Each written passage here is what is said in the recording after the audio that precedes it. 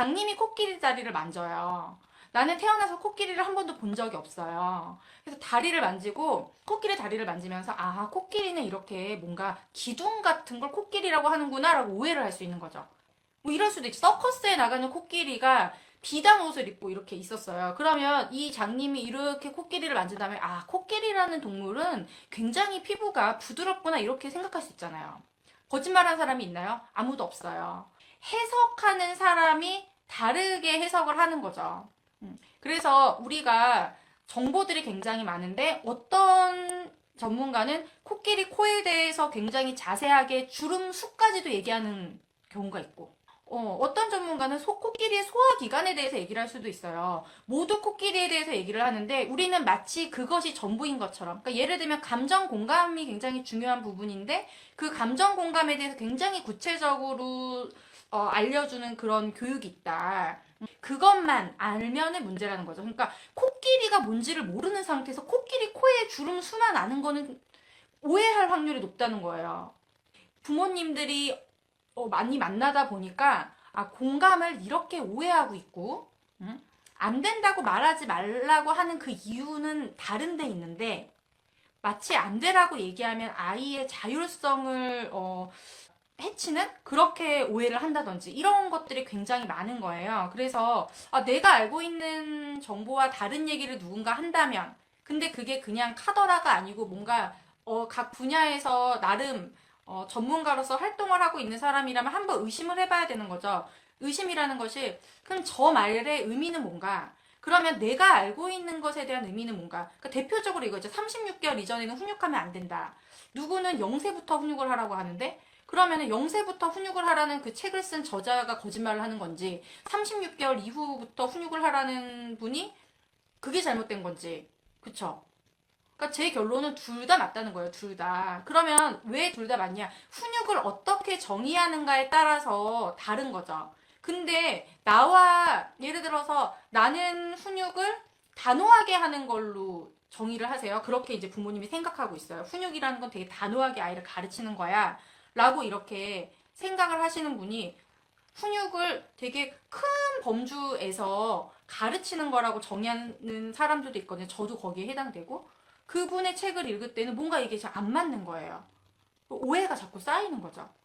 그래서 우리 부모님들이 훈육이 뭔지, 이게 어떤 방향으로 가야 되는지 계속 그런 부분들을 자꾸 공부하고, 배우는 그런 시간들이 좀 필요하다고 생각이 듭니다. 그래서 제가 크게 했던 거는 첫 번째 아이가 공격적인 모습을 보이거나 울고 때렸을 때는 안 된다는 말을 하지 말아라 라고 말씀을 드렸어요. 근데 이게 안 된다는 말을 아이한테 영원히 하면 안 된다는 의미가 아니고요.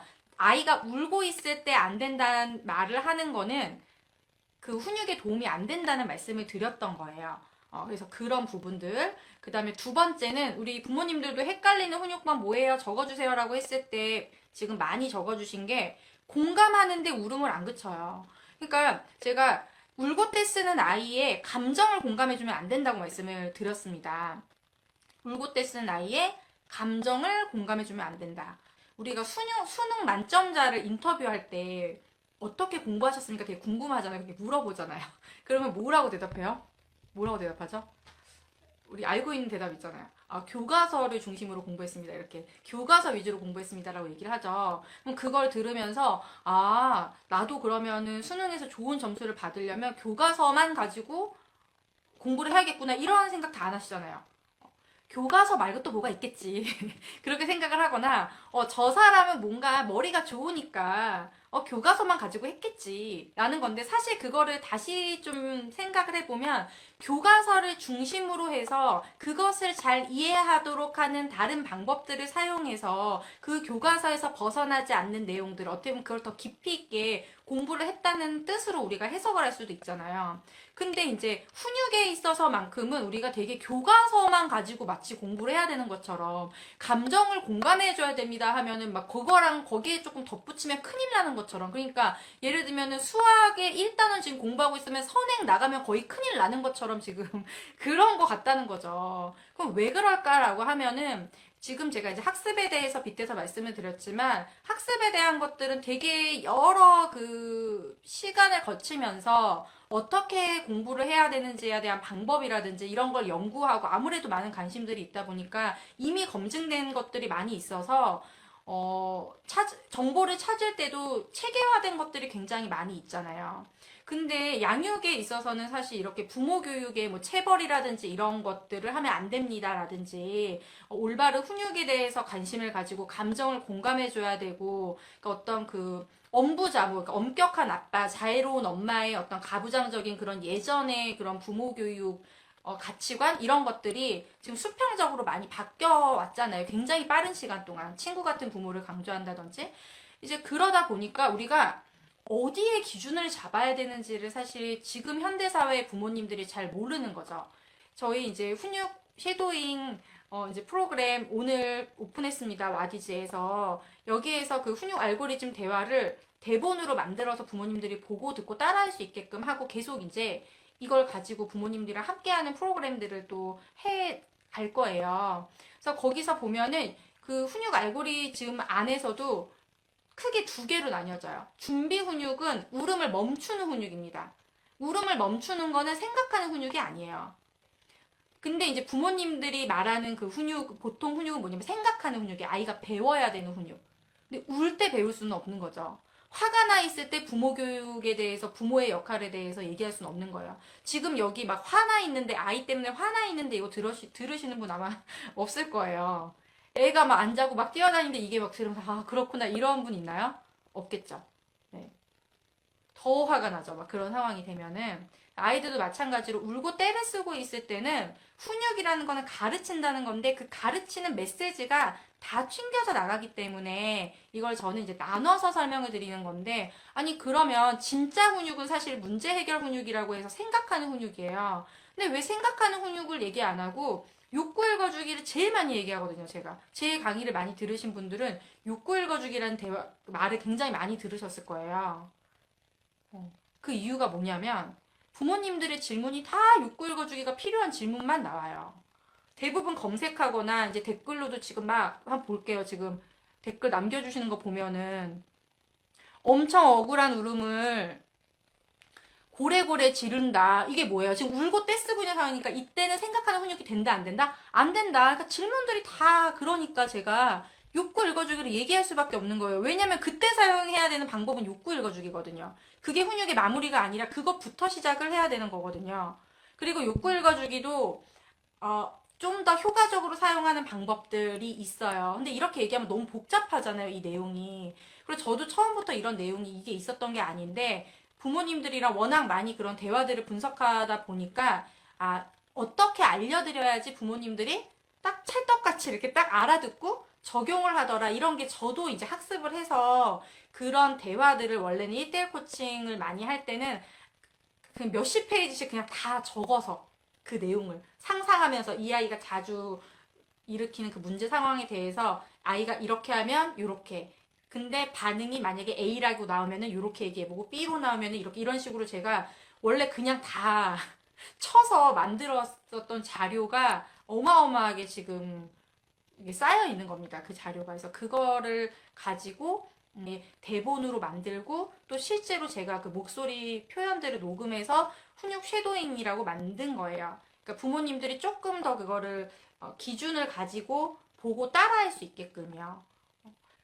이제 많은 부모님들이 제가 욕구 읽어주기를 워낙 많이 얘기를 하다 보니까 욕구 읽어주기라는 게 마치 무슨 감정 코칭 대화처럼 되게 완벽한 하나의 훈육법으로 좀 오해를 하시더라고요. 그래서 욕구를 읽어줬는데도 안 돼요. 이렇게 하시는데 사실 울음을 그치는 거는 쉬워요. 어려운 건 뭐냐면 그 다음에 그래서 아이가 생각하고 자기가 원하는 걸 선택할 수 있게끔 하는 건데 어떻게 해야 되는지 그 상황에서 뭐를 말해야 되는지 모르잖아요. 뭐를 말해야 되는지. 안 되라고 말할 때는 왜가 필요하다. 그러니까 안 되라고 말할 때는 왜 안 되는지 설명해 줘야 된다고 들었대요. 맞습니다. 안 되라고 말할 때는 왜 안 되는지 설명해 줘야 돼요. 그런데 설명이 자꾸 길어지다 보니까 주변에서 그냥 안 되는 건 안 되는 거라고 그냥 받아들이게 해라. 이렇게 이야기를 하는데 어떻게 하는 게 맞는 거냐는 질문이 있었습니다. 항상 그 고민이 되실 때는 누군가 나한테 그렇게 얘기해 본다고 한번 생각해 보시면 돼요. 내가 뭔가를 하려고 하는데 안 된대. 근데 왜 안 되는지 물어봤더니 그냥 안 되는 거래요. 그냥 안 되는 건 안 되는 거니까 받아들이라 그러면 어떨까요? 이게 받아들여질까요? 당연히 받아들여지지가 않겠죠. 그런데 아이들의 원령이 어리면 때로는 그렇게 안 된다는 걸 알려줘야 된다는 부분에도 저는 동의를 합니다. 그럼 설명을 길게 하면은 아이가 집중을 못하기 때문에 이제 짧게 하라는 건데요. 그렇다고 해서 그냥 아니야, 안 되는 거야, 그냥 아니야 이렇게만 얘기를 하면은 더 울음이 커지지 않나요? 그러시지 않으세요? 안 된다고 얘기했을 때 혹시 그냥 듣는 경우 있나요? 이유를 설명해도 막무가내라는 거는 뭐냐면 이유를 설명하는 타이밍이 아닐 때 설명을 하셔서 그렇고 첫 번째. 그러니까 물고 때렸을 때는 이유를 설명한다는 건 뭐예요? 그 이유를 두고 납득을 해야 되니까 생각이 들어가야 되잖아요. 근데 생각이 들어가는 훈육을 할 때가 아닌데 부모님이 그렇게 하면은 아이가 더 울음이 커질 수가 있고요. 또 뭐가 있냐면 그 이유를 설명할 때 아이 중심으로 설명하는 게 아니라 타인 중심으로 설명한다. 사회적 기준에 대해서. 예를 들면 다른 사람들이 함께 있는 곳이기 때문에 안 돼. 이런 거는 그거를 몰라서가 아니라 다른 사람이 함께 있지만 나는 지금 여기에서 솜사탕을 꺼내서 먹고 싶은 건데 다른 사람들이 함께 있는 곳이고 친구들도 먹고 싶어 하기 때문에 안 돼. 예를 들면 여기는 지금 코로나 때문에 음식을 먹을 수 없는 곳이야 라고 얘기를 하면은요 못 받아들이는 거예요. 그러면 애한테 그걸 안 가르쳐 주나요? 가르쳐 주죠. 가르쳐 주는데 언제 가르쳐 주느냐. 그러니까 이렇게 보시면 돼요. 부모님이 지금 애 때문에 화딱지가 나가지고 뚜껑이 열릴 것 같은데 그때 감정 코칭 대가가 와서 얘기해 준다고 들리냐는 거죠, 그게. 안 들린다는 거죠. 일단 해결하고, 재우고, 그 다음에 우리가 기회를 삼을 수 있는 거고요. 그 다음에 그게 해결이 안 되더라도 일단은 화가 진정이 되고 냉수라도 한 잔 먹은 다음에 좀 한번 알겠습니다. 한번 좀 들어보죠. 좀 저도 도움이 필요한데 어떻게 해야 됩니까? 이 정도 자세는 나왔을 때 대화를 해야 되는 거잖아요. 근데 대부분 아이가 울고 때렸을 때 부모님들이 안 되라고 얘기하면 아, 어차피 안 되는 거에 대한 도장을 꽝 찍어주니까 너무 절망스러우니까 조절이 안 돼서 울음이 더 커져. 그러니까 울음이 커지니까 이렇게 하면 안 되겠네. 울음 그치고 와 이러면 이제 더 난리가 나는 거죠.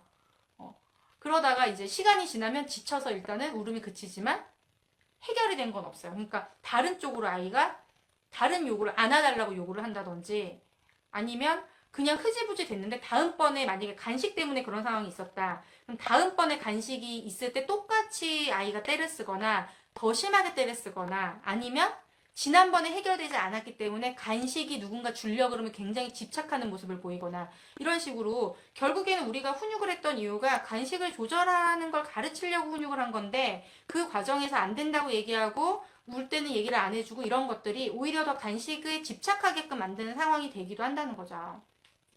이거는 이제 훈육에 대한 이제 제가 그 방향에 대한 설명을 드리는 건데 지금 이제 오늘의 주제에 맞는 부분을 얘기를 하자면 이유를 설명해도 막무가내라는 거는 그 타이밍이 지금 안 맞아서 그런 거라는 거고요. 그러면 언제 설명을 해야 돼요? 멈췄을 때 설명을 해야 돼요. 멈췄을 때는요, 길게 얘기해도요, 아이가 들을 수 있어요. 그러니까 우리 어머니 질문은 아이가 울고 때렸을 때는 길게 설명하면 안 되는 건 맞아요. 짧게 해야 되는데 짧게 안 돼를 얘기하는 게 아니라 욕구를 읽어주라는 거죠.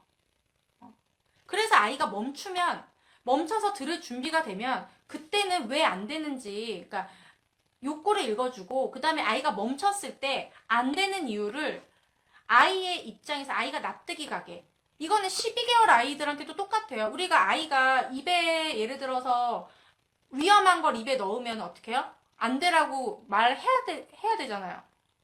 말이 뭐야? 입에서 그냥 바로 빼야 되죠. 행동으로 통제를 해야 되죠. 그것까지 하지 말라는 게 아니죠. 통제해요. 근데 아이가 그럼 막 울 거 아니에요. 그럼 이게 왜 안 되는지 그럼 어떻게 설명하죠? 이 아이한테도 아닌 건 아닌 거야. 이거는 아닌 거야. 그냥 이렇게만 설명하실 건가요? 그러면 이 아이는 이걸 알아듣지 못하면 아 엄마가 나를 통제하는구나. 뭔가 내가 즐거워하는 것들을 부모님이 통제한다고 생각하기 때문에 점점 더 기저귀 가는 것도 어려워지고 계속 어려워지는 거예요. 그럼 이게 뭔가가 이유가 있구나라는 거를 아이의 눈높이에 맞춰서 설명을 해줘야죠. 그게 아이 중심 메시지예요. 이거를 학년기 아이들이다, 6, 7세 아이들이다 그러면 대화로서 좀 더 논리적인 대화로서 하는 방법들 이제 그런 것들이 대본으로 들어가 있는 거예요. 그럼 어린 연령이 어떻게 똑같은데 그거를 의성어, 의태어를 사용해서 아이가 이해할 수 있게끔 설명을 해주는 거죠. 예를 들면 입에 갔으면 이거 표정으로 이거 막 아야야야 배가 아야하네 이거는 아우 따가워 아우 따가워 딱딱하네 쿵 떨어지면 뭐 이런 식으로 표현할 수 있잖아요. 이게 뭔가 저게 뭔지는 모르겠지만 이게 뭔가 입에 넣는 게 표정과 이런 걸로 이게 위험한 건가? 이런 걸 들리는 거죠. 그 다음에 우리가 박수 쳐가지고 이거는 짠, 이거는 냠냠, 이거는 먹어도 되네, 앙 물어도 되네, 입에 들어가는 걸 대안을 주면서 이걸로 이제 만족감을 느끼게 해주는 거죠. 그럼 이 상황을 보면은 안 되는 건 안 되는 거야만 알려준 건 아니잖아요. 왜 안 되는지도 설명을 해주죠.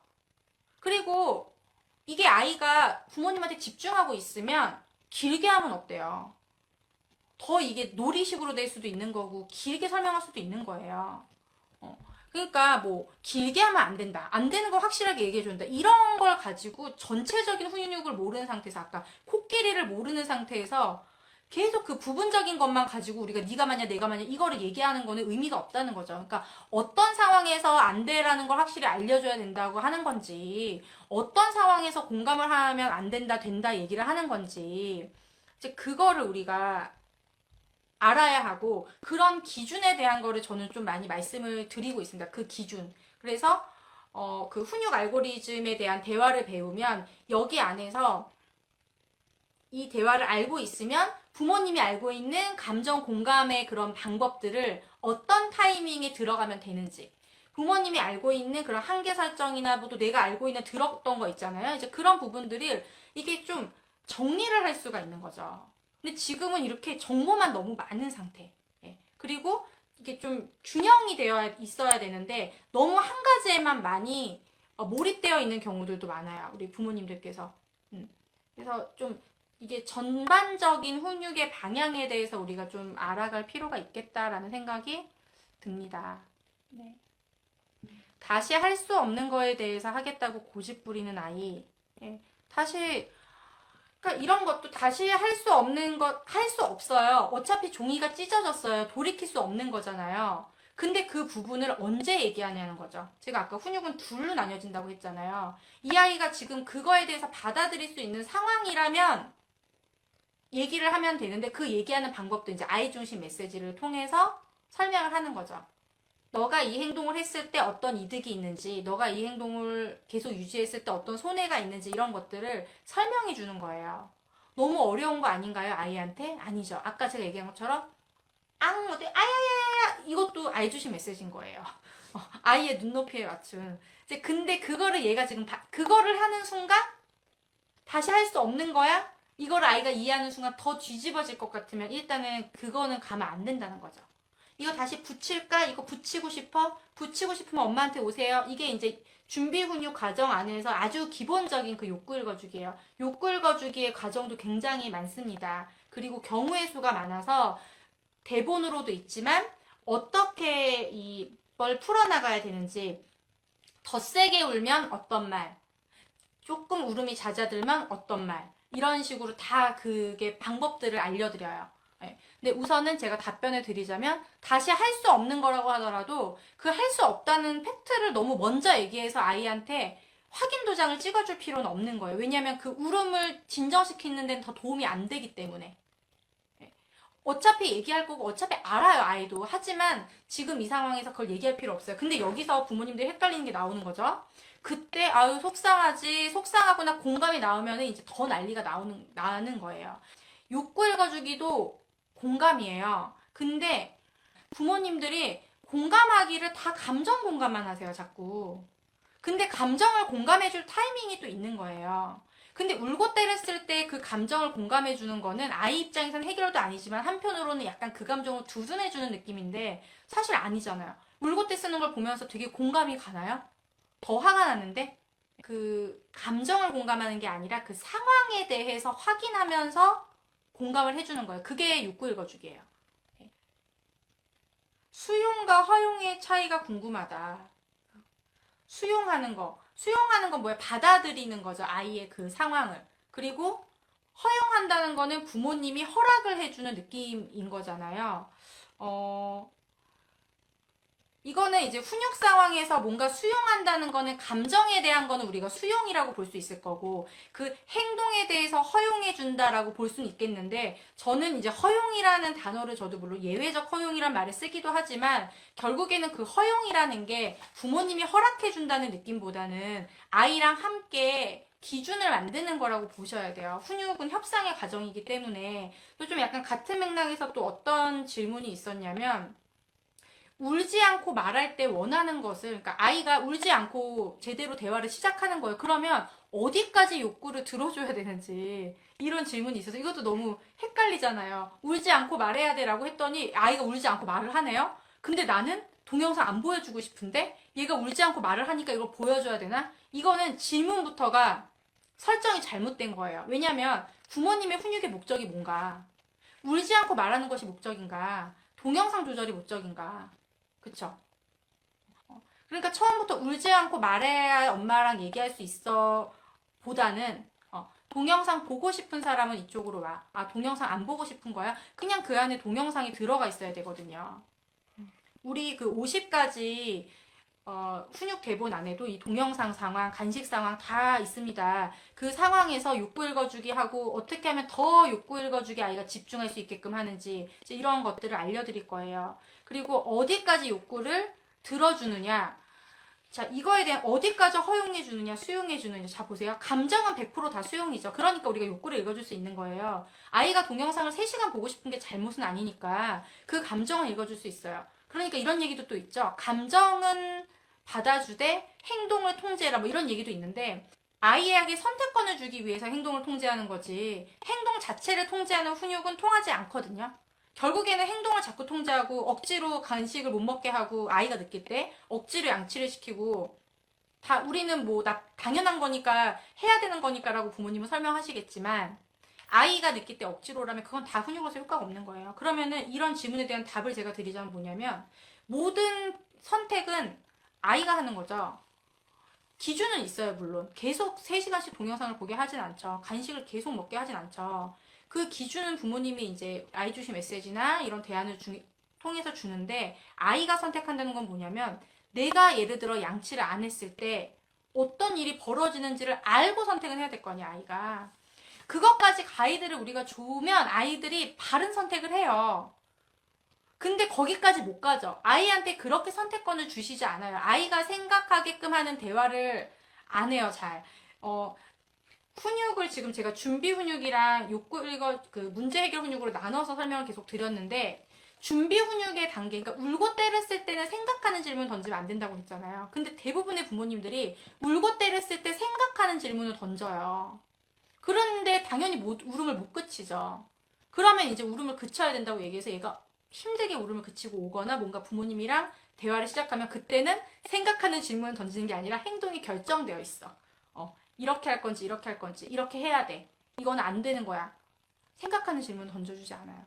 그러니까 훈육이 안 되는 거예요. 우리가 방법을 다 많이 알고 있는데 언제 어떻게 써야 되는지를 지금 모르고 있는 경우들이 너무너무 많습니다. 예. 얘기를 들으면서 좀 제대로 된 훈육법을 배우고 싶다. 한번 아이가 더 크기 전에 제대로 훈육하고 싶다 하시는 분들은 또 우리 고정 댓글에서 훈육 쉐도잉 함께 참여해 주시기 바랍니다. 자꾸 할 일을 미루고 공감, 재미, 대안, 참다. 자, 할 일을 미루는 상황이에요. 아이가 화를 내거나 울고 때를 쓰진 않지만 지금 부모님이 뭔가 대안을 주고 하는데 이 아이가 이 대화 안에 들어오지 않고 있다면 이건 다 준비 훈육 상황이에요. 부모님은 목적이 있잖아요. 이 아이를 빨리 좀 씻기고 싶고 이런 목적이 있는데 아이가 그걸 피하고 있잖아요. 훈육은 우리 둘이 그 문제에 대해서 같이 서로 직면했을 때 훈육이 시작되는 거예요. 근데 아이가 계속 미루고 회피하는 거는 지금 훈육이 시작된 게 아니에요. 그럼 시작하게 만들어주려면 뭘 해야 돼요? 준비 훈육을 해서 단호하게 해야 돼요. 그럴 때 공감하고 재미있게 해주면 아이는 더 오히려 시간을 벌기 때문에 그 행동이 길어져서 결국에는 부모님이 참다가 터지는 그런 상황이 생기는 거죠. 그러니까 공감은 언제 하냐면 욕구 읽어주기도 공감이라고 제가 말씀드렸습니다. 근데 부모님들이 얘기하시는 감정의 공감은 언제 해주는 거냐면 그 일이 그 훈육이 마무리가 될 때, 그러니까 아이가 바른 선택을 하고 마무리가 될 때, 또는 뭐 유치원에서 있었던 일이에요.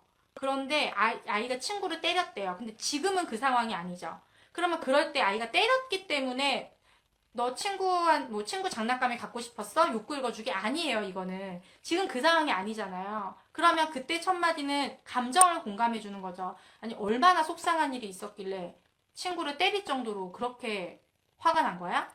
부터 시작을 해야 되는 거죠. 왜? 이거는 그 상황이 지금 현재 문제 상황이 아니니까.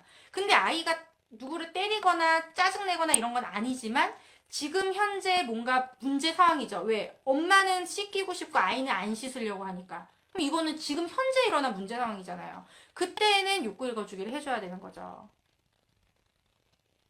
그러니까 이런 게 너무 어렵다. 경우의 수가 너무 많다. 그러면 뭐가 있다? 네, 훈육 대본이 있습니다. 훈육 대본이 있고 네. 일단 훈육 대본대로 해보는 거예요. 따라해 보는 거예요. 아이 중심으로 얘기를 하는 거라든지 욕구를 읽어주는 거, 단호하게 말하는 거 이런 걸 안 해보면 연습이 안 돼 있으면 힘든 거잖아요. 그래서 이거를 오디오북과 대본을 통해서 우리 부모님들이 함께 연습을 하고 근데 응용이 필요해요. 사실 왜 이렇게 대화를 해야 되는지에 대한 뭐 문법이라든지 외국어로 보자면 이런 게 필요하겠죠. 왜 이 대화를 사용을 해야 되고 욕구 읽어주기는 이런 단계로 해야 되고 이거는 또 저희가 책과 강의로 준비를 했어요. 원래는 그 책만 처음에 시작이 됐었던 건데 도저히 책만으로는 안 되겠다 제가 생각이 들어서 책은 이제 교재라고 보시면 되고 그 교재를 설명해주는 인터넷 강의 선생님입니다. 온라인 강의 선생님 제가 그 교재를 잘 설명을 해드릴 거고 이제 문제풀이들이 있어요. 그래서 같이 이제 문제도 풀어보면서 그 대화들을 익히고 또 대본을 가지고 해보는 거죠. 오늘 애가 재우는데 자려고 하는데 자꾸 밖으로 나가요. 그런 상황이 다 있어요. 50가지 상황이 아마 대부분 해당이 되실 거예요. 영유아기 아이들에게 발생하는 문제가 사실 그렇게 가지수가 많지 않아요. 제가 그 50가지를 만들어내는데도 고민을 많이 했거든요. 자주 발생하는 문제들 중에서 골랐는데도 그렇게 거의 1000명 가까이 제가 만났는데도 50가지를 추리는데 고민이 되더라고요. 그러니까 생각을 해야 되겠더라고요. 그만큼 일상생활에서 일어나는 패턴들은 되게 이제 비슷하게 돌아간다. 네, 있을 겁니다. 지금 아까도 울고 뗐을 때 변덕스럽게 요구사항을 말한다. 그러면 어떤 요구를 하는지가 있을 거예요. 그러면 예를 들어 간식을 요구한다, 뭐 장난감을 요구한다, 뭐 밖에 놀이터에서 나가자고 요구한다. 이게 다 있어요. 그러면 그 요구 상황마다 울고 뗐을 때 욕구 읽어주기가 있는 거죠. 대화의 구조는 똑같은데 그 상황에 맞는 키워드에 맞는 대화들이. 엄마 여기로 오세요 해서 가주면 저리 가서 앉으세요. 자, 부모님한테 지시할 때라는 또 대화가 있습니다. 부모님한테 지시할 때 어떻게 대화해야 되는지. 자, 일단은 욕구 읽어주기를 할 때는 준비훈육 상황에서는 부모님의 지시에 아이가 따라야 돼요. 근데 지금 보면은 아이의 요구에 엄마가 따르고 있으니까 이게 훈육이 안 되는 거죠. 네, 훈육을 통해서 아이도 효능감을 느끼고 성취감을 느낄 수 있는 거라니. 그쵸. 훈육을 통해서 오늘 그 예민기질 멤버십 그 방에서 어떤 게 있었냐면 원래는 뭐 블록이 부러지거나 이러면 엄청 크게 막 짜증을 내는 아이였던 거예요. 그 아이가 블록이 딱 이렇게 부러지니까 가만히 있다가 다시 하지 뭐 이런 거예요. 그 아이 중심 메시지를 사용하지 않아도 스스로 아이가 생각하고 결정을 하는 거예요. 그래서 그런 과정을 통해서 그럼 아이가 생각을 해야 돼요. 그래서 아이 중심 메시지에는 제가 5초 숫자 세는 거 저 들으신 분들 아시죠? 그러면 오늘 간식 먹고 내일 먹으려고 했던 이거는 안 먹을 거야? 하나, 둘, 셋, 넷, 다섯. 속으로 부모님이 기다리는 거예요. 이것까지 알려드리는 거예요. 5초 정도 기다리라고. 처음에는 이런 게 없었어요.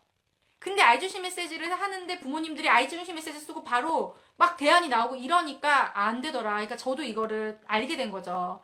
그래서 아이주시 메시지 쓰고 기다리고 그럼 아이의 반응을 아이가 생각해요.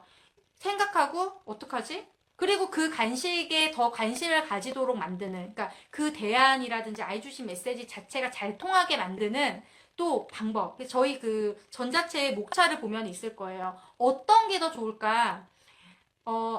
냉장고에 있는 딸기를 대안으로 줄 수도 있고 아빠가 회사에서 사온 왕딸기가 대안이 될 수도 있는 거예요. 그러면 어떤 거를 아이가 어떤 대안을 줬을 때 더 많이 고민을 할까요? 당연히 후자야겠죠. 근데 아빠의 회사에서 사온 왕딸기를 나는 한 번도 먹어본 적도 없고 관심도 없어. 그러면 또 안 통하겠죠. 그러니까 아이들에게 주는 대안이 막 되게 좋은 뭐 어린이날 선물을 줘야 되고 이런 게 아니에요. 그래서 그 어떤 우리가 원래 해주고 있는 항상 간식 주죠. 항상 아이랑 놀이터 가주죠. 항상 해오는 그런 것들을 잘 포장해서 아이들이 선택할 수 있게끔 만드는 이제 이런 대화들을 배우는 겁니다. 자, 그러면은 뭐가 생기냐면 그런 과정을 거치면 나중에는 이걸 왜 해요? 우리가 육아가 쉬워지려고 하는 건가요?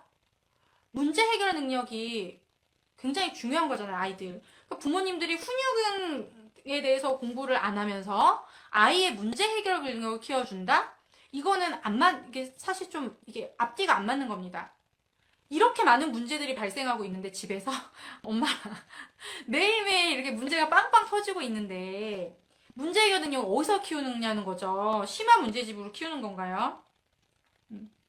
문제 해결의 과정을 일상생활 속에서 우리가 이거를 해결해 나가는 과정이 바로 문제 해결 훈육 대화인 건데 이거를 부모님이 아이가 처음엔 해결할 힘이 없으니까 이런 대화들을 통해서 생각하게 하고 선택하게 하고 그래서 제가 저번 유튜브 라이브에서도 얘기했는데 여기도 부모님이 적어주셨죠. 아이 스스로 하게 해야 된다. 부모님이 도와주면 안 된다. 부모님이 해결하면 안 된다라고 하는데 어디까지 도와주고 해결해 줘야 되나요? 라는 질문도 있었어요. 그러니까 문제를 부모님이 해결해 주는 게 아니라 아이가 해결을 하고 싶게끔 또는 내가 해결을 할 수 있는 아이라는 생각을 하게끔 만들어주는 건 필요한 거죠. 그냥 내버려 두면 얘는 이거를 문제 자체로 생각을 안 해요. 내가 양치를 안 하고 싶을 때 이걸 해야 되는 걸 문제라고 생각할까요? 그냥 피하고 싶은 문제지 해결하고 싶은 문제라고 생각하지 않거든요. 그럼 부모님이 이거를 아이가 너가 해결해야 되는 문제라고 끄집어 올려서 아이가 해결하고 만족감을 느끼게끔 하는 그런 과정들을 함께 해주는 거죠. 축구 선수가 골을 넣는 건 그 운동 선수가 하는 거지만 코치가 필요하잖아요. 그쵸? 근데 왜 우리 아이들한테는 스스로 해야 된다고 모든 걸 아이한테 경험하라고 하고 왜 아무것도 부모의 역할이 없는 것처럼 얘기하면 안 된다는 거죠.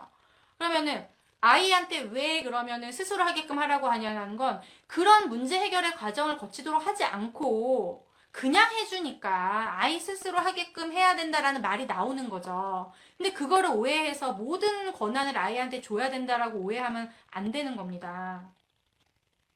그래서 제가 여기도 써놨어요. 엄마가 도와주지 마라. 스스로 하게 해라.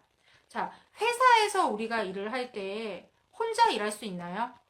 우리가 다 각자 맡은 분야가 있어서 함께 협력했을 때 더 좋은 결과가 나잖아요. 그러면 가정 안에서의 일도 같이 할 수 있는 거죠. 협력할 수 있는 거고 정리를 할 때 어떻게 하면 더 쉽게 정리할 수 있는지 더 빨리 정리할 수 있는지 이런 것들을 부모님이 안내해 주면서 함께 정리를 하면서 아이가 정리하는 건 이렇게 재밌고 즐거울 수 있구나 또는 정리하는 건 힘들지만 정리를 했더니 되게 넓은 공간에서 재밌게 놀 수 있구나 이런 가치를 딱 배우는 겁니다. 정리를 하기 싫었는데 그 문제를 내가 이거 문제야. 근데 문제 해결하기 싫었어. 피하고 싶었어. 정리 안 하고 싶었어. 근데 엄마가 문제 해결의 과제로 자꾸 욕구 읽어주기를 하면서 마치 이거를 정리를 해야지 더 좋은 일이 생기는 것처럼 자꾸 나에게 문제를 던져주는 거죠.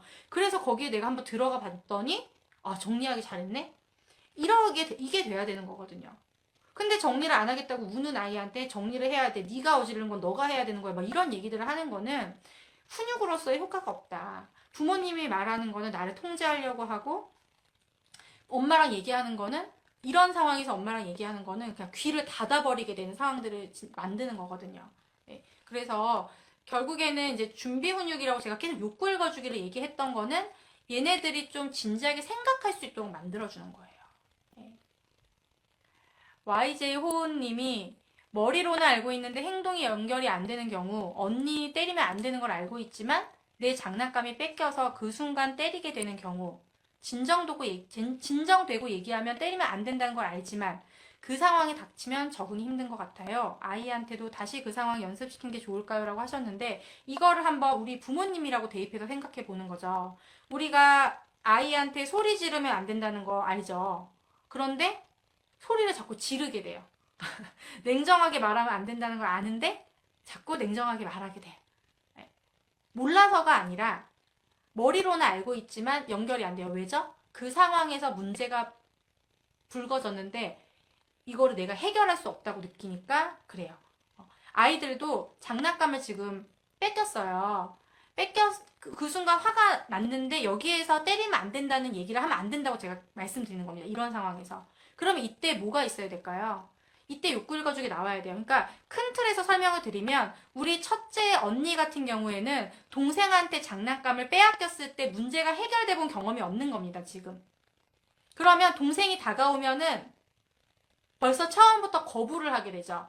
그러면은 말이 좋게 안 나가니까 동생도 더 집착하게 되고 언니의 장난감에 계속 그런 상황이 반복될 거라고 생각이 들거든요. 그러니까 이 상황에서는 때리면 때리지 않게끔 하는 거. 동생이 장난감을 빼앗아 갔을 때 때리지 않게끔 하는 게 훈육의 목표가 되면 안 돼요. 일단은 아이가 동생이랑 장난감을 나누었어도 이게 괜찮구나를 경험하는 게 먼저 돼야 되거든요. 근데 일단 이 상황이라고 그러면 아이의 욕구는 뭐예요? 동생이 안 왔으면 좋겠죠. 장난감을 나 혼자 갖고 놀고 싶은 욕구가 있을 거예요. 그걸 가지고 일단 진정을 시켜야 돼요. 그렇게 진정을. 그냥 아이들을 분리시켜 놓고 시간이 지나서 진정되는 건 진정한 진정이 아니라고 했습니다. 욕구 읽어주기를 해서 부모님한테 집중할 수 있어야 돼요. 그래서 집중을 한 다음에 생각할 준비가 되면 뭘 해줘야 된다? 생각할 아이 주신 메시지 나오고 대안이 나오고 그렇게 해서 그 대안 중에서 아이가 하나를 선택해보고 뭐 예를 들면은 동생한테 먼저 내가 아끼지 않는 장난감을 미리 주는 거예요. 근데 그런 게 예정돼 있어. 그래서 주고 나는 뭐 엄마랑 둘이 논다든지 이제 이런 대안들을 만드는 방법들을 알려드릴 거거든요. 대본으로 있고. 그래서 그렇게 해서 일단은 인위적으로도 성공의 경험을 만드는 거죠. 그럼 아이 입장에서 내가 뺏겼을 때 때리는 거 말고 다른 옵션을 선택했더니 결과가 더 좋네. 결국엔 내가 원했던 게 뭐예요? 뺏기지 않고 이 장난감으로 온전히 끝까지 노는 게 아이의 욕구였잖아요. 그게 해결이 됐을 때 아이가 그 행동이 강화가 되는 거죠. 근데 지금은 때리는 거에 집중이 되어 있기 때문에 오히려 더 동생이랑 같이 놀려고 하지 않는 그런 모습들이 보일 것 같거든요. 네. 그러니까 우리 부모님들도 마찬가지죠. 내가 아이가 울고 때렸을 때 자꾸 소리 지르고 화를 낸 경험이 쌓이면 쌓일수록 그리고 그런 거에 대해서 후회하면 할수록 이런 행동을 안 하는 게 아니라 더 하게 되는 거죠. 왜? 그 상황이 되면은 내가 또 해결 못할 것 같은 마음이 올라오거든요. 그러니까 얘는 또 왜 울어? 제발 안 울었으면 좋겠는데 라는 생각이 들면서 해결이 안 될 것 같은 어저께도 해결이 안 됐었던 결국에 어저께도 내가 폭발했었던 그 장면이 떠오르면서 더 조절이 안 되는 거예요. 그러면 우리 부모님들에게도 성공의 경험이 필요한 겁니다. 그러면 성공의 경험은 어떻게 만들어지느냐? 지금까지 했었던 것과 다른 방법이 필요한 거죠. 그러니까 우리 부모님들이 아이에게 아이 주신 메시지를 사용해서 다른 대안을 선택하게끔 다른 방법이 있다는 걸 안내해 주는 것처럼 우리 부모님도 지금까지 사용해왔던 그런 방법들과 좀 그러니까 다르다고 말씀드리지만 사실은 다른 게 아니라 그런 타이밍과 어떤 그런 미세한 그런 뉘앙스의 차이나 이런 것들 제가 말씀드리는 그런 것들을 좀 다르게 한번 해보는 거예요. 안 통했으니까. 이 방법이 안 통했으면 다른 방법을 해보는 거죠. 왜? 우리 아이 한 번 만나고 안 만날 거면 모르겠는데 내일도 또 훈육의 상황이 생길 거니까 빠르면 빠를수록 좋은 거죠. 네. 친구 관계에서 조금만 기분 나쁘면 저처럼 정색하면서 언성이 높아지더라고요. 그러니까 문제를 해결하는 방식을 아이가 생각하고 선택하고 나에게 어떤 게 더 유리한가 이런 것들을 자꾸 생각하고 만족감을 느끼는 경험을 해야 이게 만족지연 능력이죠. 만족지연 능력을 많은 부모님들이 알고 계세요. 왜 학습적인 부분에 있어서도 높은 성적을 내는 아이들을 보면은 만족지연 능력이 높다고 하죠. 왜? 놀고 싶은 욕구를 멈추고 내가 지금 공부에 집중하니까. 결국에는 내가 불편함을 느꼈을 때 생각을 통해서 내 행동을 조절하는 능력이 모든 그 부분에서 필요한 거예요. 학습과 생활이 분리되지 않는다는 거죠. 같은 거거든요. 그걸 또 길러야 되고 그런 조절 능력을 길러야 되는데 그러기 위해서는 계속 내가 생각하고 나에게 주어진 것 중에서 내가 A를 선택했을 때 어떤 일이 일어나고 B를 선택했을 때 어떤 일이 일어나는지를 거듭 아이가 생각하게끔 만들어줘야 돼요. 근데 아무런 자극이 없는 상태에서는 이런 생각을 할 수가 없는 거죠. 가이드를 부모님이 줘야 돼요. 근데 우리 부모님들이 가이드를 모르고 있는 거죠. 그러니까 예를 들면은 아까 제가 축구로 비유를 했는데 코치예요, 내가. 근데 너무 막연하게 이상적인 거, 체력이 좋아야 된다라든지, 뭐, 축구를 할 때 뭐가 필요할까요? 뭐, 인내심이 있어야 된다. 백날 얘를 안 쳐고 인내심이 왜 이렇게 없니, 너는? 왜 이렇게, 체력이 안 좋니? 이렇게 얘기하면 해결이 안 된다는 거죠. 지금 보니까, 뭐, 약간 지구력이 부족한 것 같아서 이런 운동을 통해서 이거를 조금 보완하면 좋을 것 같아. 뭐, 이렇게 좀 우리가 해줄 수 있어야 될 거잖아요. 그쵸? 선 공감 후 대안을 제시해도 울면서 대안 거부를 하고 대화가 되지 않으면 일단 다 울 때까지 기다려줘야 할까요? 우리 어머니 지금 늦게 들어오신 것 같아요. 이거 제가 말씀드리면 선 공감 된다 안 된다? 안 된다. 그러니까 공감을 욕구와 감정으로 나누어서 그 감정을 공감해 주는 거는요. 울지 않고 아이가 선택하고 마음이 편안해졌을 때 감정을 공감해 주라고 제가 말씀을 드려요. 성공감 후 대안을 제시하는 게 울고 있었기 때문에 당연히 안 통하는 거예요. 이거는. 우리 그 훈육 대화 알고리즘에서는 준비 훈육이기 때문에 준비 훈육에는 감정 공감도 안 나오고 대안도 안 나와요. 대안은 그때 쓰시면 안 돼요. 우리가 협상할 때 카드는 중요한 순간에 나와야 되는 거죠. 사실은 그 대안이 아이가 들었을 때 흘려듣는 거는 별로 그렇게 진지하게 지금 고민을 못하기 때문에 그 대안이 좋은 줄도 몰라요. 그럼 부모님이 아이가 준비가 안 됐을 때 내 카드를 다 써버리면 나중에는 아무리 좋은 대안도 아이가 선택을 안 하면 더 큰 보상을 가져와야 되거나 그 어떤 것도 아이가 원하는 것이 아니고서는 설득시킬 수 없는 상황이 되거든요. 그래서 이거는 지금 훈육이 안 통할 수밖에 없는 겁니다. 지금 제가 얘기하는 거랑 완전히 지금 반대로 되고 있는 거예요. 다 울 때까지 기다려줘야 할까요? 안 된다고 했죠. 울 때까지 기다려서 얘기를 해서 어차피 또 안 된다고 얘기하실 거죠. 그리고 울 때까지 기다리면 그 동안에 아이가 지치고 결국에 이 문제를 해결할 사람은 엄마는 도와주지 않네? 내가 다 해결을 해야 되는 건가? 라고 생각이 든단 말이에요. 그러기 때문에 이날은 어떻게든 해결이 되더라도 계속 아이들이 커가면서 새로운 문제 상황들을 함께 해결해야 돼요. 친구 관계일 수도 있고, 뭐 아이가 뭐 건강에 대한 부분일 수도 있고, 학습에 대한 부분일 수도 있고, 어떻게 이런 것들을 조율할지, 우리 아이가 며칠 전에도 사회 학습을 하는데 패드로 사회과학은 이렇게 하거든요, 주로. 근데 아이가 나 사실은 이걸로 공부하는 거 어렵다고 얘기를 하는 거예요. 이거는 책으로 공부하고 싶다고. 그래서 그런 과정들이 다 협상인 거잖아요. 이거를 어디까지 들어줘야 될까요? 이런 질문이 있었죠. 이렇게 접근하면은 안 된다는 거죠. 아이의 문제인 거고, 아이가 선택을 하는 과정인데, 조금 더 쉽게 수월하게 공부를 하라고, 패드 학습으로 시작을 이거는 했는데, 과목이 많아지니까. 근데 아이가 해보니까 이거는 더 약간 지루하고 그런 상황이었던 거죠. 그러면 그 문제를 함께 또 고민하는 거죠. 근데 이런 것들이 어렸을 때 내가 양치를 하기 싫은 상황에서 그런 거에 대해서 협상의 과정을 거쳐보고 내가 놀이터에서 조금 더 놀고 싶을 때 부모님은 그냥 허용해 주는 것이 아니라 30분만 놀고 들어갔으면 좋겠어. 이게 다 의견이 다를 수 있잖아요. 그랬을 때 조율해본 경험들이 많이 있을수록 더 어떻게 높은 수준의 문제들을 해결해야 되거든요. 아이들이 커나가면서. 그런 연습이 되는 거죠. 공부 때문에 오면 과목 자체 때문에 문제인 경우는 없어요, 별로. 왜냐하면 아이가 잘 하려고 하는데 그 학습을 이해하지 못하는 거면 좋은 선생님이 있어주면 되는 거예요.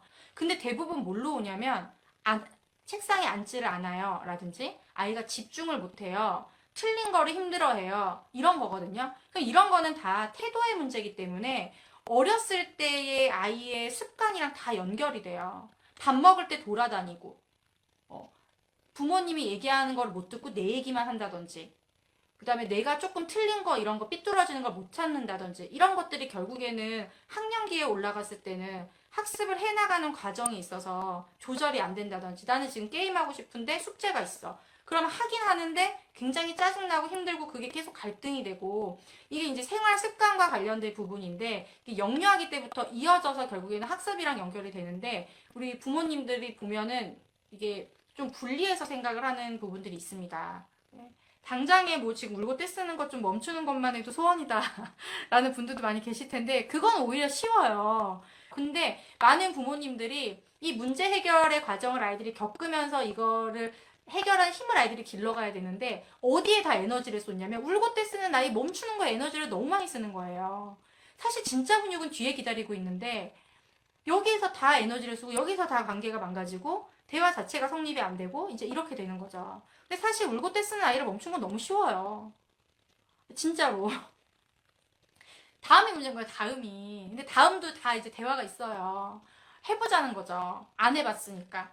그리고 우리가 이 여기에 들어와서 지금 이거를 듣고 계신 분들은 뭔가 방법을 찾고 싶으신 거잖아요. 그러니까 함께 우리가 해보자는 거죠. 20년의 노하우를 축적했다라고 이렇게 했는데 진짜로 10년 동안은 교육회사에서 제가 있으면서 그 상세 페이지나 이런 피드 보신 분들은 아시겠지만 약간 어떻게 보면은 극한의 상황에서 트레이닝을 받은 케이스예요. 저 같은 경우는. 짧은 시간 안에 한 3, 40분 되는 시간 안에 제가 처음 만든 그 프로그램을 아이들에게 가서 담임 선생님이 지켜보는 자리에서 이거를 교육해야 되고 그 교육한 내용을 그 다음 달에는 전국에 있는 선생님들한테 제가 교육을 해야 돼요. 근데 중요한 거는 그 교육을 받는데 내가 처음 교육할 때 와 있던 그 선생님들도 거기 있어, 같이. 그러니까 처음에는 진짜 막 식은땀이 나고 막 아이들이 뭐 쓸데없는 얘기를 한다든지 뭐 하기 싫어하는 애가 있어요. 막 돌아다니고 막 싸우고 이러면은 이게 뭐 제대로 진행이 안 되는 거예요. 근데 너무 막 자존심이 상하고 그러는 거죠. 선생님이 훈육하면은 뭐 되기도 하고 담임 선생님이니까. 근데 저는 가서 이게 교육이 진행이 안 되니까. 그래서 정말 그래도 감은 있었던 것 같아요. 이거는 이제 타고난 부분도 있는 거겠죠. 아이들을 잘 집중시키고 하는 게 빨리 좀 그런 걸 안정을 찾았는데 계속 그런 것들을 집중시키고 좀 예민한 애들 같은 경우에는 어떤 식으로 접근하는지 이런 게 진짜 동물적으로 감각적으로 그 환경에 노출이 되니까 계속 그렇게 했었던 것 같아요. 그래서 그렇게 해서 한 회사에서 한 11년을 근무하고 아이 낳고 나서도 이제 그런 선임연구원으로 이제 선생님들 교육하고 이런 걸 하다가 이제 좀 아이를 본격적으로 키우고 이제 학교로 들어가면서 이제 좀 그만뒀죠. 그리고 그 이후부터는 부모님들 교육하고 이제 코칭하고 한 게 또 한 10년 정도 되는 것 같아요. 우리 애가 이제 10년이니까. 네. 그래서 그러면서 훈육 알고리즘도 만들게 되고, 알고리즘도 아니었죠, 처음에는. 그냥 교육하고 코칭할 때 내가 쓰는 이 대화의 구조를 어떻게 부모님들한테 설명드릴까 하고, 그 다음에 이제 교육과정을 만들면서 훈육 대화법을 만들고, 그런 교육과정을 또 피드백을 하면서 부모님들이 자주 실수하는 부분들. 아이 중심 메시지가 1대1로 코칭해드릴 땐 통하는 것 같았는데, 이게 교육과정으로 가니까 하나하나 대화를 피드백을 못 드리니까 공통적으로 실수하는 부분들이 있는 거예요. 그래서 그런 것들을 다 이제 이 강의 안에 녹여서 부모님들이 최대한 시행착오를 줄일 수 있도록 만든 겁니다. 네. 4세 남아 어린이집에서 친구를 때렸다는 피드백을 받았는데 집에서 할 수 있는 훈육. 자, 아까 어린이집에서 일어난 거는 집에서 할 때는 일단 공감하면서 대화를 해야 된다고 했는데, 자, 어떤 상황인지를 보셔야 돼요. 언제 때렸는지. 때린 게 다 달라요. 아이가 예민해서 친구가 다가와서 그게 불편해서 때렸을 수도 있고요. 그러면 집에서도 뭔가 촉감에 예민한 부분이 있을 때 그런 생활 습관에 관련된 것들을 훈육을 통해서 조절하는 경험을 만들어줘야 되는 거고, 그게 아니라 장난감 공유가 안 돼서 때렸을 수도 있고요. 또는 친구가 나를 안 돼! 뭐 이러면서 또 이렇게 참견하는 또 애들 있잖아요. 이게 4세 이러면은, 이게 엄마가 하는 대로. 그래서 그런 통제를 받았을 때 손이 나가는 경우가 있고, 다 다르거든요. 그래서 일단은, 아이가 어떤 상황에서 공격적인 모습이 나왔는지를 알면 그게 다 이 생활 습관 안에서 연결된 부분이 있을 거예요. 그래서 거기에 맞춰서 훈육을 연습을 하면서 시작하는 거고, 집에서도 분명히 불편한 상황일 때 그런 공격적인 모습이 나올 거거든요. 대부분은 좀 비슷하게 나오거든요. 그러면 그 부분부터 하나하나씩 해결해 나가면 아이가, 아, 나는 뭔가 불편한 게 있을 때 때리는 아이야 라는 생각이 아니라 어떻게 돼요? 아, 나는 조절하는 아이야 라는 그런 자아 개념을, 자아 인식을 긍정적으로 하게 되면 기관에서의 특별하게 기관 문제에 대한 걸 부모님이 막 고쳐주려고 하지 않더라도 자연스럽게 좋아지는 부분입니다. 그래서 집에서 훈육할 일이 없는지 일단 보시고 기관에서의 상황과 공통점이 뭔지를 이렇게 연결시켜서 보시는 게 좋을 것 같아요. 될 것 같아요. 1239님은 아무 상황도 아닌데 이유 없이 친구를 때렸대요. 그 선생님한테 들은 거죠. 그런 상황이 만약에 그건 선생님이 발견을 못했을 수도 있어요. 그러면 기관에서만 일어나는 일인지 놀이터나 이런 데서도 부모님이 통제를 안 하면 좀 경계하면서 이런 모습을 보이는지 아빠한테 그럴 수도 있고 엄마한테서 그럴 수도 있고 뭔가 이유 없이 때리거나 손이 올라가거나 이런 상황이 언제 있는지를 좀 먼저 관찰을 해보셔야 될 것 같아요. 아무 이유 없이 때렸다고 보는 게 그 친구에 대해서 시간차를 둬서 그랬을 수도 있고요. 소리에 예민한 애들은 소리를 질렀을 때 그 소리가 듣기 싫어서 그 친구에 대해서 부정적인 인식을 가지고 있다가 때릴 수도 있는 거예요. 그러니까 얼마나 이게 또 빈도가 반복되느냐 이런 거에 따라서 좀 찾을 수도 있을 것 같고, 가만히 있는 친구, 몇 개월이죠. 가만히 있는 친구에게 다가가서 때린 게 호기심에서 그런 모습이 나올 수도 있거든요. 그리고 그 친구의 특성이 어떤지도 한번 보셔야 돼요. 가만히 있는 친구라는 게. 그리고 얼마나 자주 반복되는지. 또 그날은 그랬을지 모르는데 그 전에 그 친구와 어떤 뭔가가 있었던 건 아닌지도 한번 좀 더 살펴보셔야 돼요. 그래서 친구에 대한, 아이들이 어리면 어릴수록 더 그 고정관념, 그 하나의 사건이 다른 상황에도 이게 다 연결이 돼서 그런 행동들이 나타나기도 하거든요. 그래서 그런 질문지들을 받으면 이 아이가 지금 어떤 상황인지, 지금 현재 어떤 어려움을 겪고 있는지를 보고 좀 유추를 하면서 하나씩 찾아가게 돼요. 기관에서의 문제가 없으면 뭐 환경이 바뀌었다든지 또 다른 문제가 있을 수도 있겠죠. 아이에게 잘 알아듣게 설명을 하고 싶은데 잘 안 돼요. 화부터 나서 소리를 지른다. 그러니까 그 방법을 모른다는 게 아니고 아이의 행동을 보면 이제 화가 난다는 거잖아요. 그럼 이거를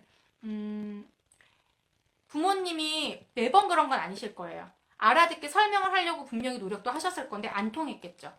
그러니까 아이의 그 행동을 보면 아까도 얘기했지만 해결이 안 될 거가 너무 내가 이 발끝부터 올라오는 거죠. 나의 그 경험이.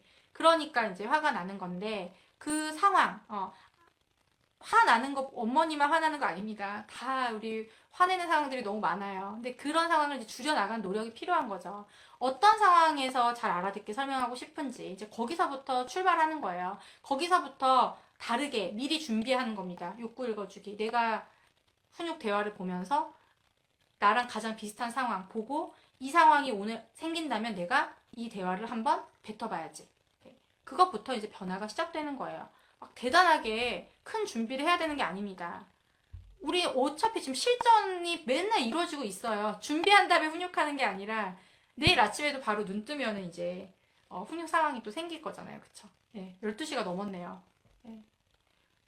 자기가 좋아하는 장난감 뺏는 아이? 아, 그래서 자주 물려온다.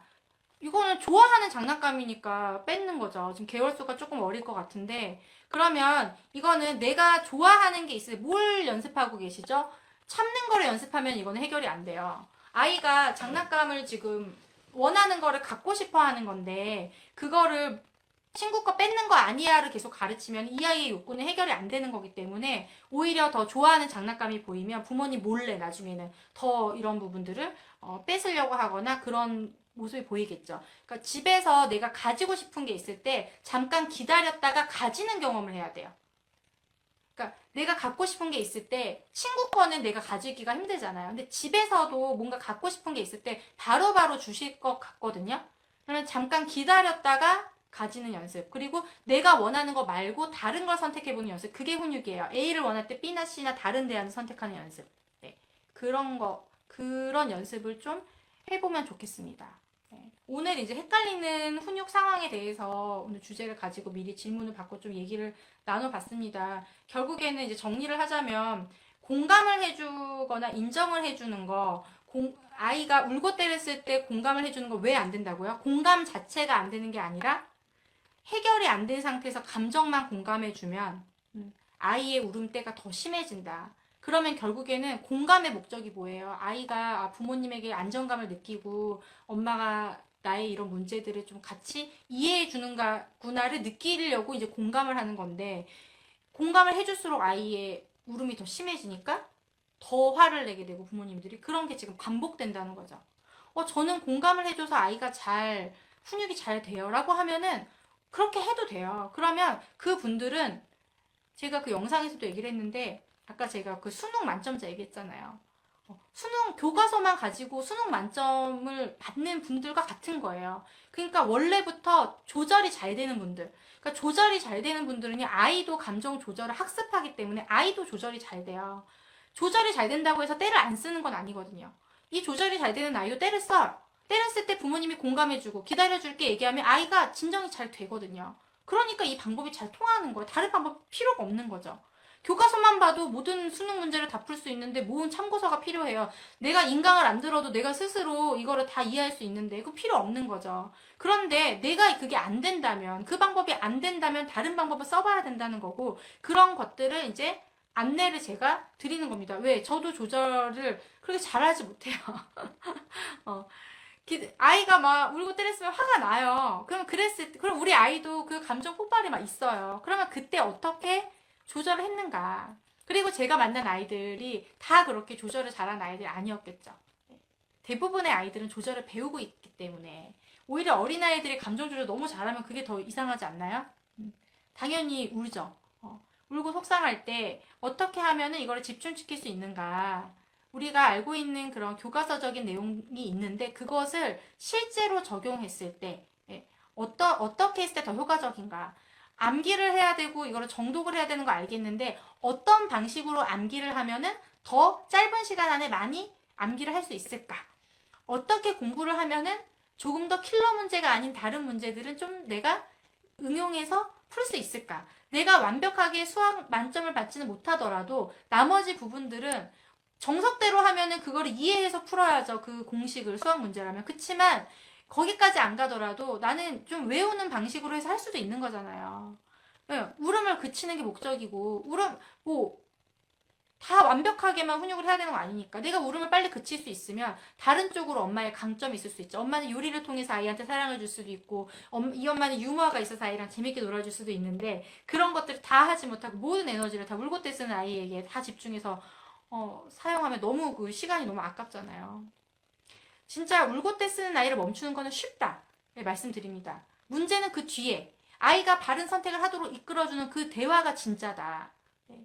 그래서 이 두 파트로 나눠서 설명을 드리고 표현까지 해서 해드리니까 실제로 변화시키는 방법들, 좀 체계적인 방법들은 훈육 쉐도잉을 통해서 같이 함께 하시면 좋을 것 같습니다. 우리 아이가 바르게 훈육을 받고 자라서 문제 해결 능력도 높아지고 남들도 배려할 수 있게 되고 문제 상황에서 선택하고 만족할 수 있는 삶을 살게 되고 우리 옆집 아이도 그렇게 되고 윗집 아이도 그렇고 그러면 사실 서로 너무 우리 아이들이 살아가는 세상이 너무 좋은 거잖아요.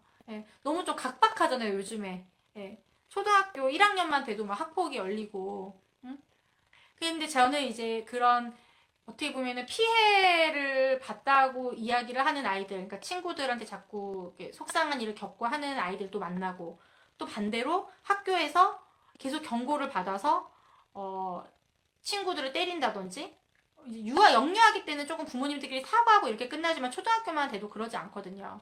그런 경우들을 만나서 부모님들이랑 상담을 해보면 우리 아이가 더 이전에 개입을 해서 해결해 줬으면 여기까지 불거지지 않았을 만한 상황들이 너무 많은 거죠. 그래도 다행인 거는 초등학교에 때 저랑 만나니까 그래도 많이 바뀌는 모습들을 볼 때 되게 뿌듯하면서 또 한편으로는 계속 지적받고 혼나면서 살아왔을 이 아이의 그 유아기가 또 그려지고 부모님들도 그게 너무 습관이 되어 있으니까 사실 한 번에 고쳐지기가 어렵거든요. 그래서 그런 부분들이 좀 안타깝기도 하죠. 그래서 더 예방적인 차원의 교육들을 계속 하려고 하는 부분도 있는 것 같아요. 네, 그래서 또 기회를 봐서 한 번 더 주제를 잡아서 인스타에서 한번 만나 뵈면 또 좋을 것 같고요. 고정 댓글에 있는 보고 듣고 따라하는 하루 10분 훈육 쉐도잉 또 통해서도 실제로 이제 듣고만 끝내는 교육이 아니고 우리 아이들의 행동 변화를 좀 경험해 보시기 바라겠습니다.